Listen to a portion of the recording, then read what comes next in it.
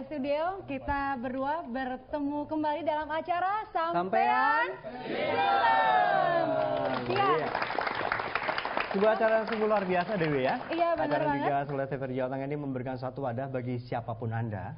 Berapapun usia Anda, dimanapun Anda berada, apapun profesi Anda, apabila Anda bisa menjadikan inspirator bagi kita semua atau di lingkungan kita, Anda layak kami sebut sebagai inspirator. Baik.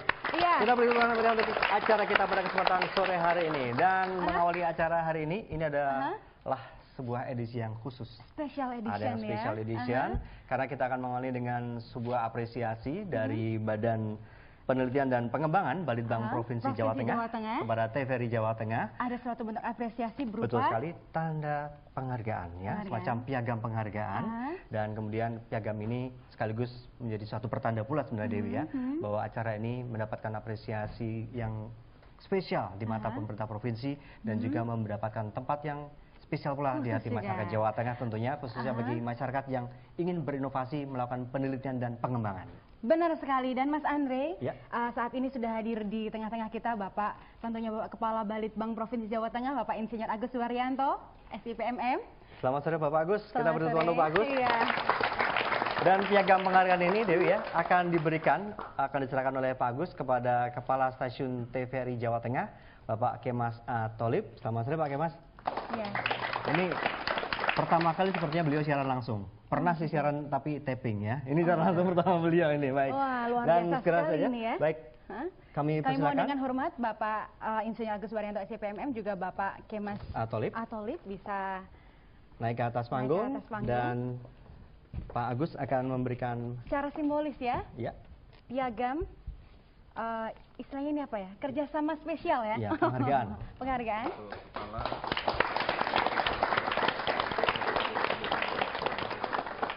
Ya, mudah-mudahan bisa memberikan satu kerjasama jangka panjang pula. Mohon tetap di tempat dulu Bapak, ada satu hal ini, ada beberapa hal yang ingin saya tanyakan. Ini saya cukup penasaran. Iya. Mengapa kok Balitbang ini, sebentar ini saya pinjam dulu. Mbak Dewi situ aja, Mbak Dewi situ aja. Ya. Saya jadi grogi sebelah dengan Bapak jadi Kepala. Kalau jadi cewek itu, kalau sama saya istimewakan kok Mbak. Ya. Aduh, terima kasih. Mohon Pak Agus. Ini satu hal dulu Pak Agus. Mungkin sudah nyala mikrofonnya ya. Apa yang melatar belakangi Balitbang ini memberikan tanda penghargaan kepada TVRI Jawa Tengah ini, Pak Agus?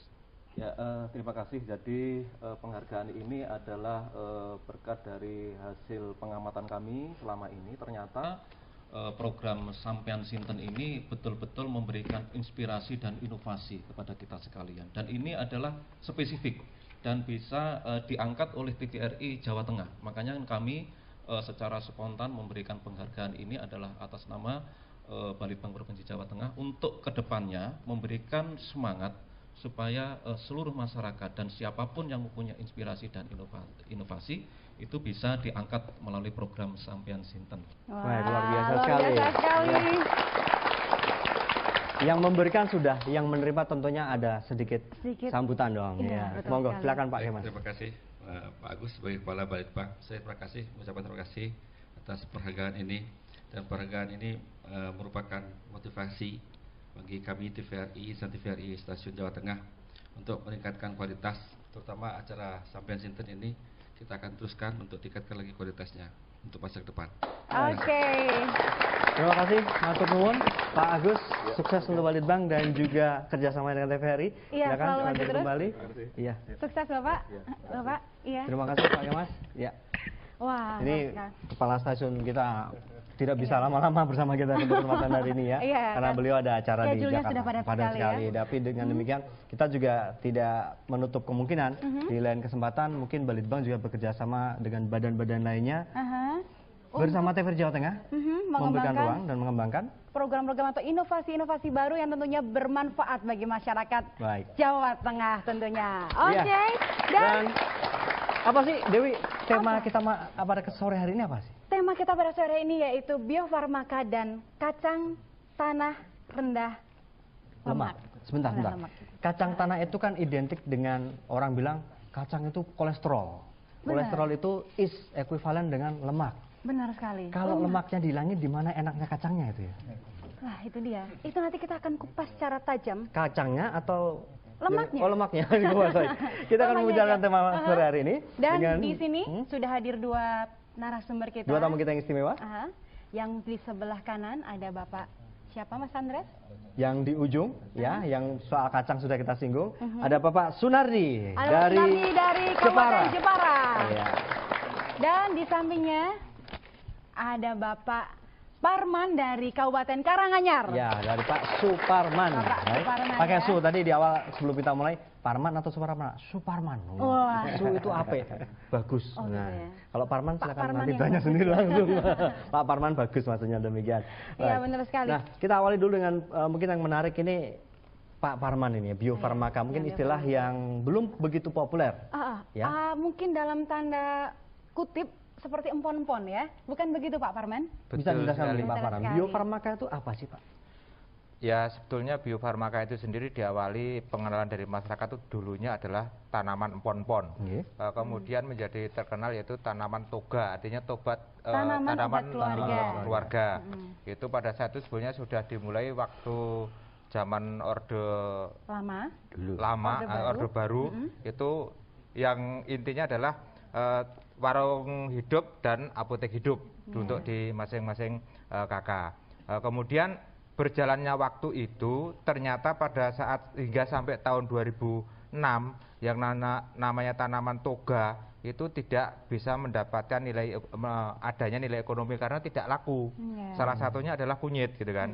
Nah, kunyit itu pun dijual 300 perak pun itu pedagang tuh nggak mau menjamah istilahnya seperti itu. Nggak laku ya Pak di pasaran ya. Nah, kemudian diawali dengan keberadaan beberapa permasalahan itu, dengan keberadaan kelompok tani, setiap pertemuan itu timbul pendapat atau timbul masukan-masukan, sehingga pada itu akhirnya ditangkap oleh seorang pengurus kelompok, kemudian disampaikan kepada dinas terkait. Nah, kemudian disampaikan dinas terkait, akhirnya terdapat solusi. Salah satunya pada saat itu yang menjadi pionir utama katanya itu seolah-olah kayak kita punya masalah seperti itu, kita sampaikan ke Dinas Pertanian Kabupaten, tapi tahu-tahu dengan adanya program pengembangan ekonomi wilayah atau itu katanya untuk menentukan komoditas unggulan daerah, itu salah satunya Balitbank Provinsi Jawa Tengah akhirnya masuk ke kabupaten bekerja sama dengan lewat Bapeda, kemudian dengan dinas terkait mulai dari Dinas Pertanian, Perindakop, Dinas Kesehatan dan SKPD terkait lah, artinya kumpul jadi satu. Maaf saya potong Bapak, itu di tahun berapa Pak? Di tahun 2009. 2009 ya Pak ya. Tahun 2009 tuh kumpul di situ akhirnya ingin mencari solusi supaya kunir atau tanaman pohon-pohon itu terangkat bagaimana. Akhirnya dari waktu itu adalah beliau Pak Agus Suryono, ya kan, yang membandingani pada waktu itu ingin membentuk klaster kunyit. Kemudian kami karena kebetulan tanaman obat itu banyak, sehingga kami memberikan masukan kalau yang hanya dibentuk klaster kunyit, artinya hari ini, kemarin maupun besok kita hanya akan berbicara kunyit. Nah, kemudian kami memberikan masukan, alangkah baiknya kalau itu diganti menjadi nama klaster biofarmaka. Dengan asumsi kami punya pandangan biofarmaka itu sudah mencakup semua tanaman obat yang ada di sekeliling lingkungan rumah tangga kita. Sebentar Pak Parman, tadi kunyit ya, kunyit kan sekarang yang cukup populer belakangan ada kunyit putih, kunir putih gitu kan. Iya. Itu yang kuning atau yang putih? Waktu itu baru kunir kunyit kuning. Belum sampai tahu masyarakat itu kunir putih, khasiatnya apa, temulawak khasiatnya apa, jahe khasiatnya apa. Lah disinilah mungkin salah satu bentuk kelihatan inovatifnya daripada keberadaan klaster itu sendiri. Petani dulu kunyit tidak laku, sekarang saat ini kebetulan saat ini terima kasih sekali kepada Ibu Hajah Rina, Bupati Karanganyar, Bupati Karanganyar. Pada saat pembentukan klaster itu akhirnya beliau juga langsung tanggap, gitu, tanggap, merespon. Kemudian dengan adanya pertemuan itu melalui peresmian klasternya itu sendiri, itu artinya memberikan himbauan semua gerakan atau himbauan atau instruksi bahwa Kabupaten Karanganyar tidak ada sejengkal tanah pun yang kosong. Tidak boleh ada lahan. Tidak boleh ada lahan sejengkal tanah pun artinya. Khususnya apalagi di lahan tegakan. Kan gitu. Artinya semenjak itu semua dinas terkait ya kan, menyatu, berkumpul, akhirnya mulai dari situ penggalakan.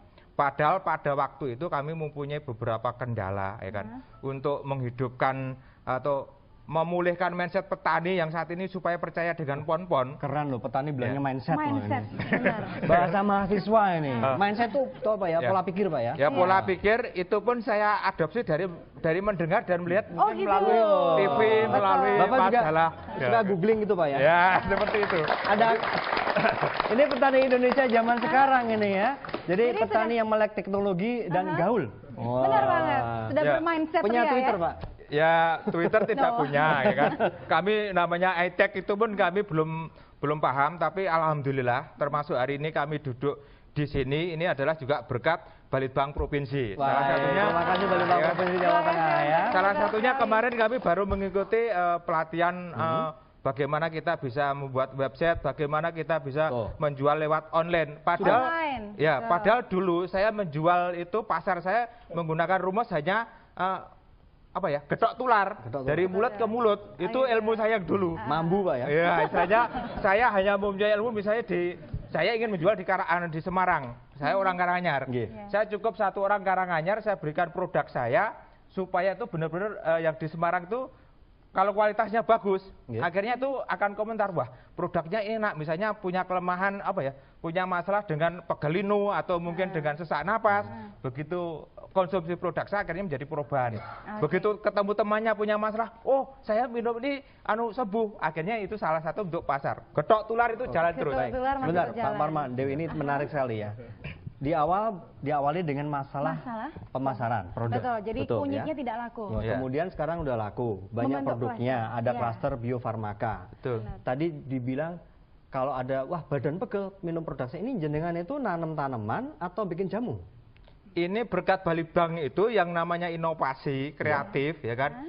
Dulu kita hanya budidaya. Sekarang saat ini kita sudah mulai selain budidaya kita sudah mulai pengolahan. Pengolahan menjadi pengolahan setengah jadi menjadi simplisia. Setelah simplisia pun kami sudah mulai pengolahan siap saji, artinya siap minum, siap konsumsi. Ada mereknya itu?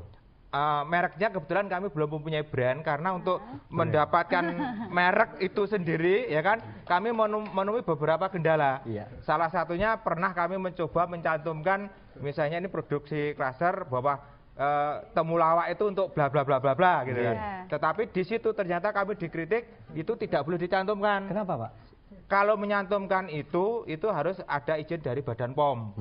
Nah, makanya saat ini khasiat atau manfaat itu tidak kami cantumkan. Mungkin kami caranya memberitahukan kepada pembeli itu lewat brosur. Nah, seperti itu. Brosur ya Pak ya. Kalau wilayah pemasaran sendiri itu sampai sejauh mana? Tadi dibilang kan ya kalau misalkan hanya cukup nitip satu, nanti dari mulut ke mulut, rosto mambu sebenarnya mulut ke mulut itu kan.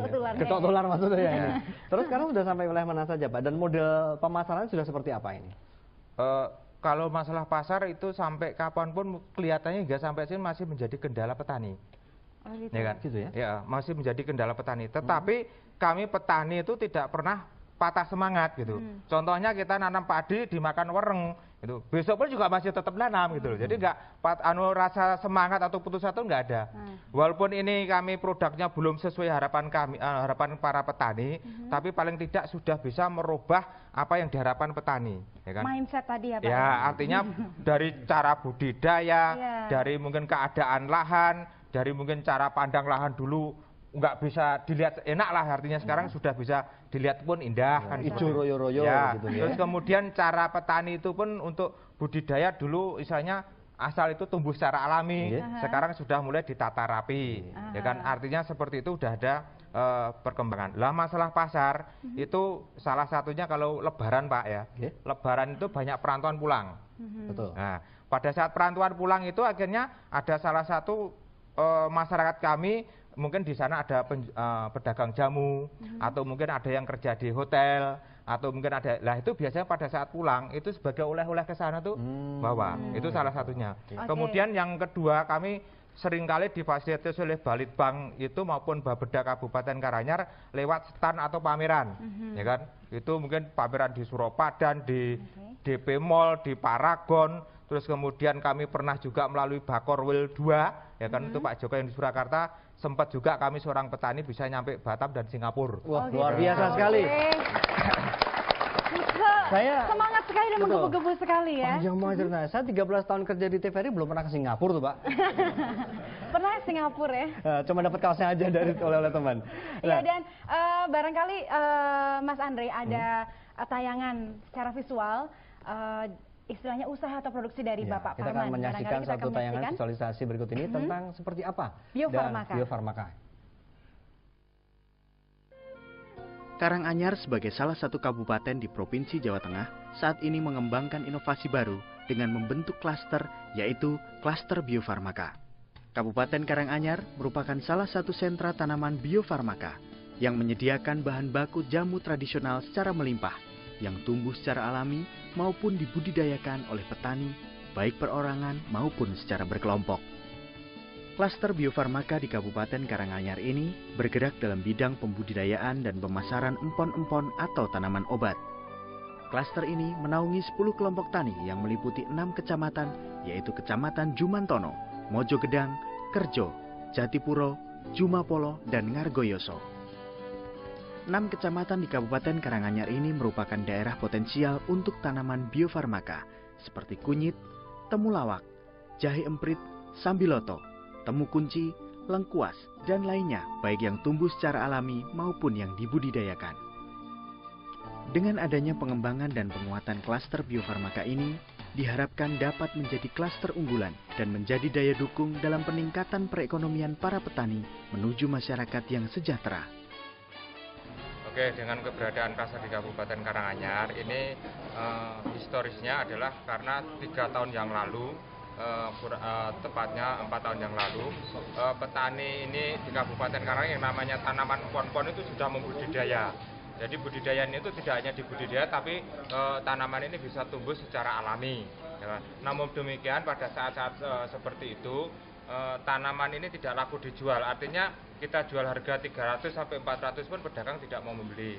Nah, dengan adanya kelompok di Kabupaten Karanganyar atau dengan adanya Gapotan, karena di Karanganyar itu sendiri setelah terbentuknya kelompok dan Gapotan, di mana Karanganyar ada 17 kecamatan terdiri dari 177 Gapotan dan terdiri dari 1666 kelompok. Akhirnya dari setiap pertemuan-pertemuan itu adanya suatu permasalahan akhirnya berusaha untuk mengatasi masalah. Salah satunya untuk mengatasi masalah itu diimbau dengan adanya imbauan dari Bupati bahwa di Kabupaten Karanganyar diharapkan tidak sejangkal tanah pun yang tidak bermanfaat. Nah, padahal di Kabupaten Karanganyar itu sendiri yang namanya lahan itu mayoritas lahan kering, kebetulan itu mayoritas lahan tegakan. Nah, di lahan-lahan tegakan itu tidak dapat ditanami secara tanaman yang tanaman pangan, artinya yang produktif. Salah satunya tanaman